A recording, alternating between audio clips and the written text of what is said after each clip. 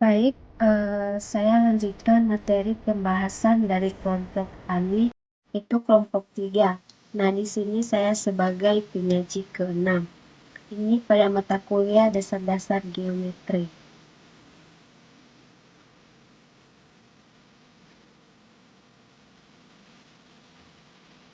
Topik pembahasan pada materi penyajian saya, yaitu yang pertama, irisan bidang dengan bangun ruang.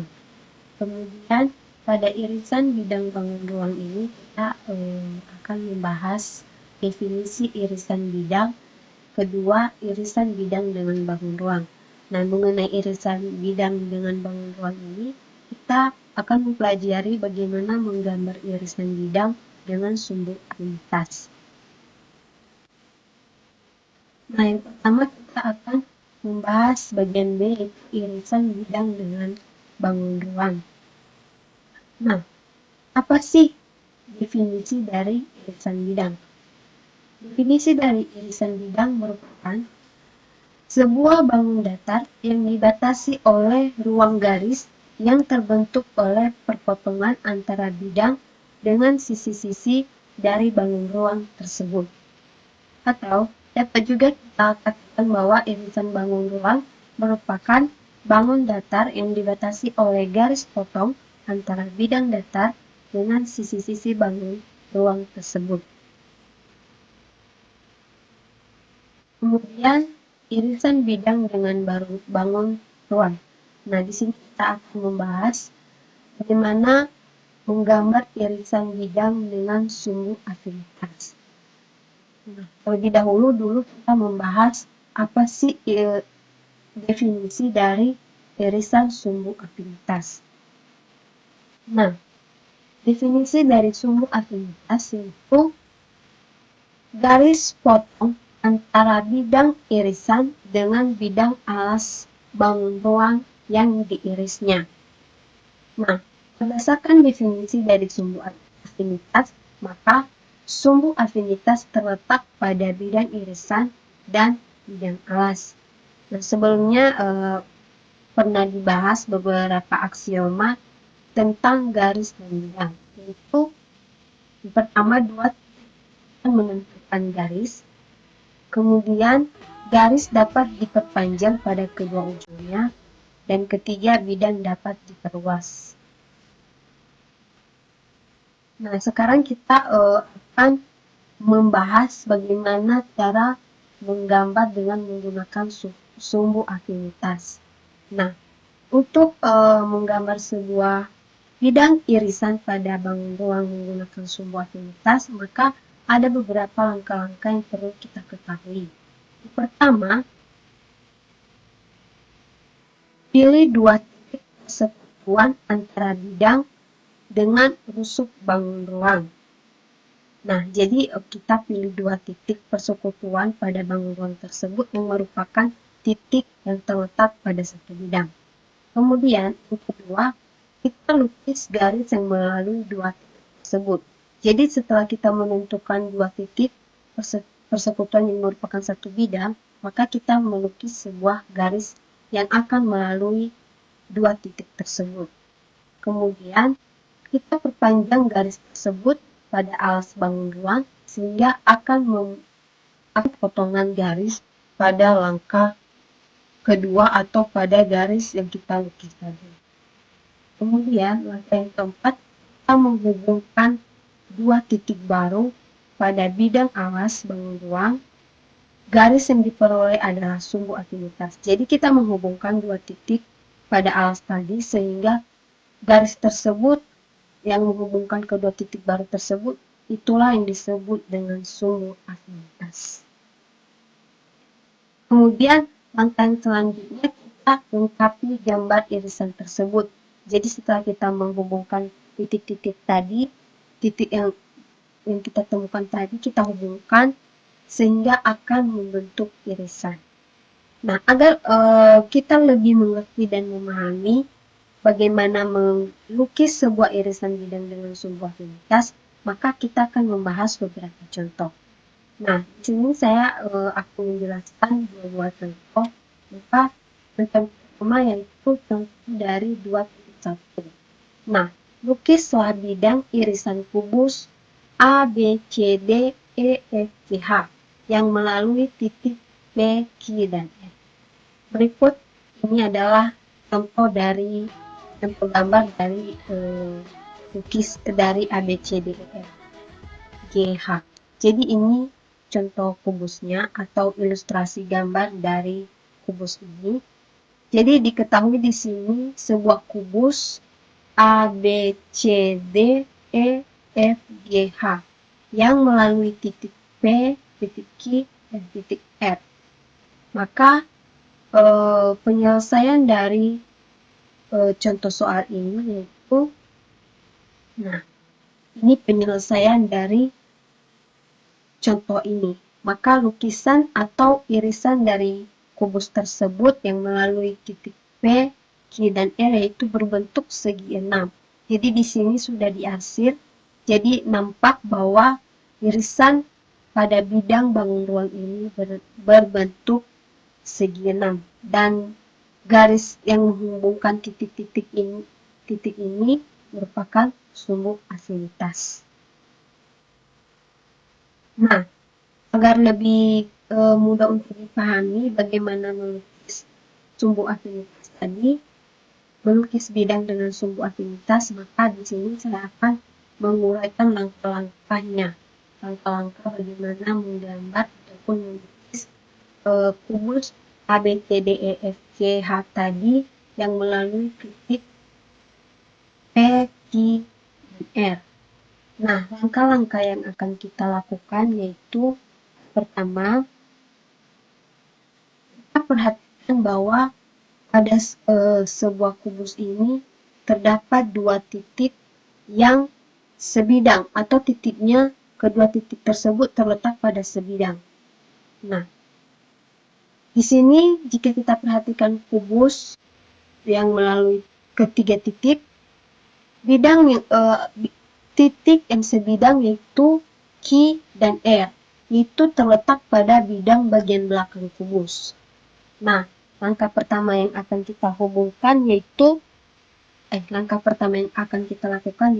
kita menghubungkan kedua titik ini. Nah, seperti ini kita telah menghubungkannya.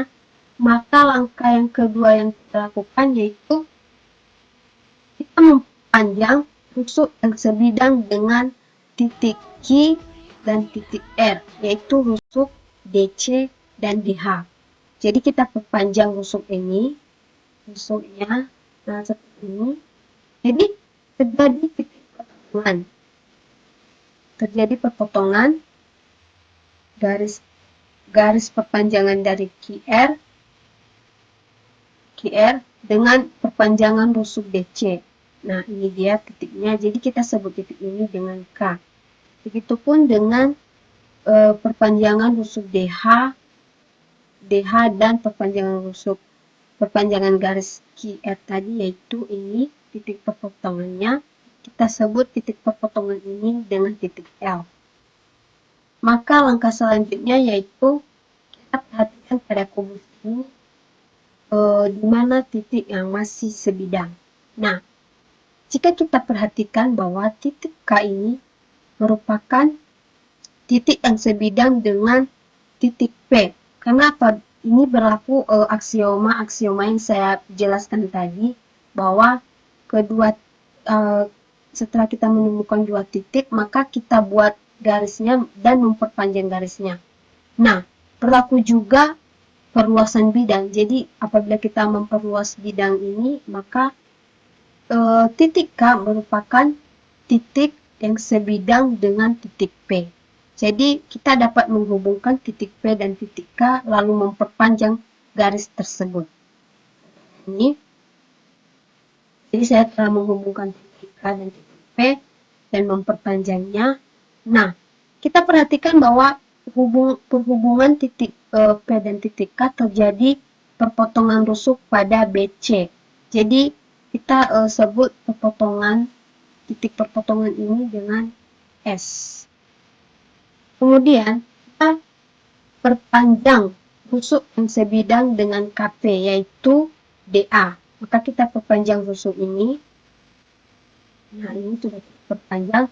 Maka akan terjadi potongan pada garis perpanjangan KP. Yaitu kita sebut titik M. Kemudian, lanjutkan, lihat bahwa titik M dan titik L merupakan titik yang sebidang, yaitu bidang bagian samping sebelah kiri pada kubus. Maka kita bisa menghubungkan kedua titik ini seperti ini. Nah, maka akan terjadi perpotongan pada rusuk AE dan EH. Maka kita sebut titik perpotongan ini itu dengan P dan U. Nah, kita telah menemukan masing-masing titik-titik pada setiap pada bidang yang akan kita iris. Jadi kita menghubungkan titik-titik ini, yaitu titik P ke S, S ke Q, Q ke R ke T, T ke U ke P. Jadi kita hubungkan. Nah, seperti ini. Nah, jadi nampak bahwa apabila kita menghubungkan titik-titik P, S, Q, R, U, P akan membentuk segi 6. Jadi untuk memperoleh irisan bidangnya, maka kita arsir bidang yang telah kita peroleh. Nah, seperti ini. Jadi inilah bidang irisan pada kubus A, B, C, D, E, F, G, H. Yaitu irisannya terdapat pada titik P, S, Q, R, T, U. Yaitu berbentuk segi 6. Jadi ini gambar dari penyelesaian filter tadi. Jadi di sini saya telah membuatnya secara manual agar teman-teman lebih mudah untuk mengerti. Nah, untuk menambah wawasan kita atau agar kita lebih mengerti dan memahami bagaimana cara melukis sebuah bidang irisan dengan sumbu afinitas, maka kita akan membahas satu contoh lagi. Ini kita akan membahas contoh 2.2. Perhatikanlah gambar limas di bawah ini. Nah, di sini telah diberi gambar limas yaitu T, A, B, C, D yang melalui titik L, M, dan K. Maka penyelesaian dari contoh soal ini yaitu ini. Jadi irisan pada gambar limas ini yaitu L, M, K, R, S. Jadi garis perpanjangan garis LM ini merupakan sumbu afinitas. Nah, tentu teman-teman nggak langsung mengerti atau nggak langsung nangkap mengapa langsung bisa diperoleh bidang irisannya seperti ini. Jadi di sini saya akan menguraikan langkah-langkah bagaimana melukis atau menggambar irisan bidang pada limas T, A, B, C, D yang melalui titik L, M, K. Jadi ini langkah-langkahnya.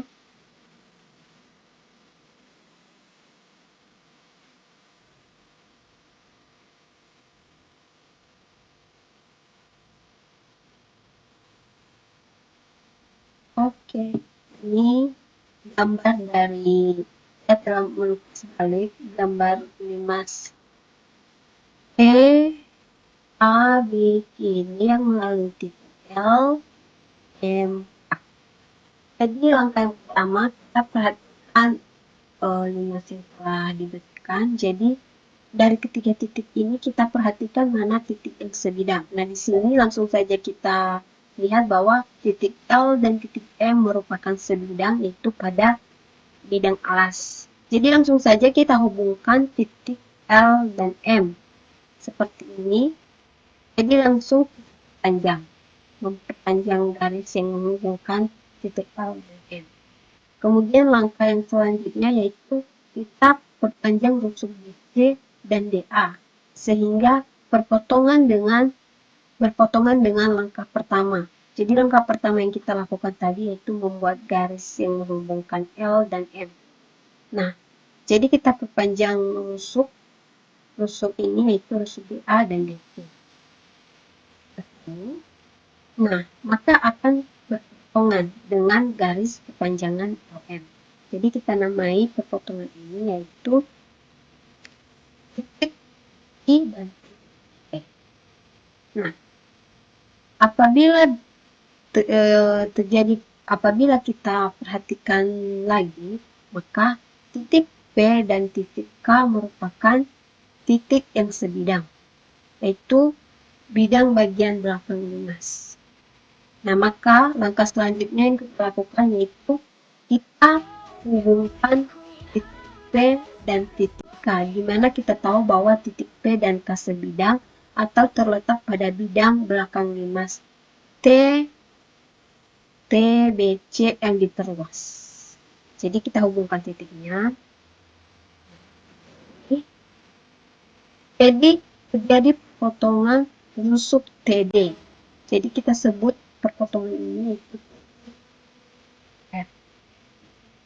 Kita perhatikan lebih lanjut bahwa titik R merupakan sebidang dengan titik Q, yaitu bidang bagian sebelah samping kiri dari limas. Jadi apabila kita hubungkan, akan terjadi titik perpotongan. Nah, ini titik perpotongan pada rusuk TA. Ini perpotongannya, maka kita sebut titik perpotongan ini yaitu S. Nah, kita telah menemukan titik-titik perpotongannya, maka kita hubungkan. Langkah selanjutnya kita menghubungkan titik pada limas ini. Jadi titik seperti ini hubungkan. Nah, ini jadi langsung kelihatan bahwa titik-titik bidang irisan pada bangun ruang ini yaitu berbentuk segi. Maka agar lebih jelas kita arsir bidang yang telah kita dapat seperti ini. Nah, jadi bidang irisan pada bidang irisan pada bangun ruang limas ini yaitu berbentuk segi 5 dengan titik K, L, S, L, M. Nah, sekian pembahasan dari saya.